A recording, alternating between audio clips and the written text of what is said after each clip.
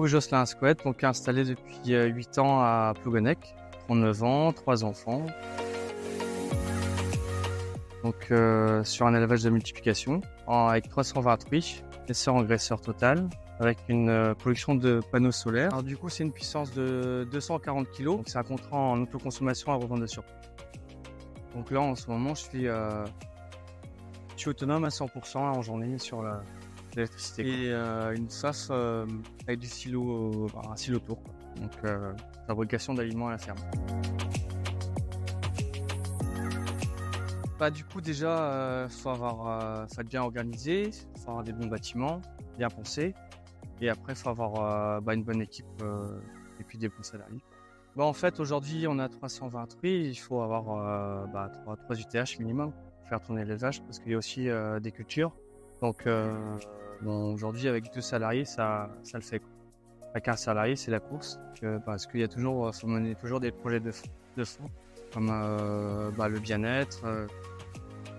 L'alimentation, les cultures, l'énergie, cette partie-là, il faut toujours avoir des projets. Donc, ça veut dire des permis de construire, des dossiers à passer en installation, tout ça. Donc, c'est beaucoup de papier.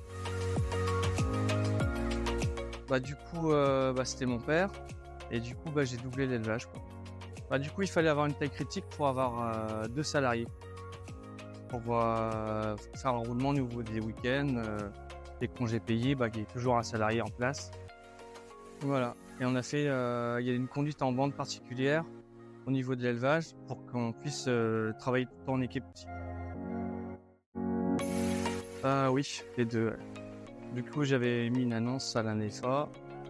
Ça a mis du temps, hein. Ça a bien mis 1 an en fait pour avoir le bon candidat. Et puis derrière. C'est pour le premier salarié et la deuxième salariée, c'est suite à un apprentissage. Mais via l'ANEFA aussi. Chercher un maître de stage et puis du coup Stéphane il a 53 ans donc il a beaucoup d'expérience, quoi. Donc, pour donner des responsabilités tout ça, c'était ce profil-là qu'il fallait que. Et après la deuxième personne, c'est aussi bien s'entendre en équipe. Donc aussi il faut que la deuxième personne puisse aussi travailler avec les personnes qui sont déjà en place, quoi.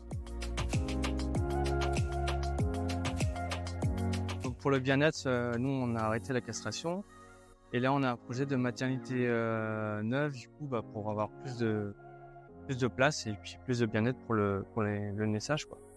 C'est déjà plus de place pour la truie, pour les porcelets et puis avec des systèmes qui fait que on est en moins de pertes à la naissance. Donc en fait on va mettre en place une alimentation spéciale. Spécial pour justement homogénéiser la portée, quoi, pour éviter d'avoir des petits. Du coup, la génétique fait qu'il y a des plus grosses portées. Donc au niveau de la portée, il y a des petits, des moyens, des gros. Donc l'objectif c'est d'avoir le maximum de moyens de gros.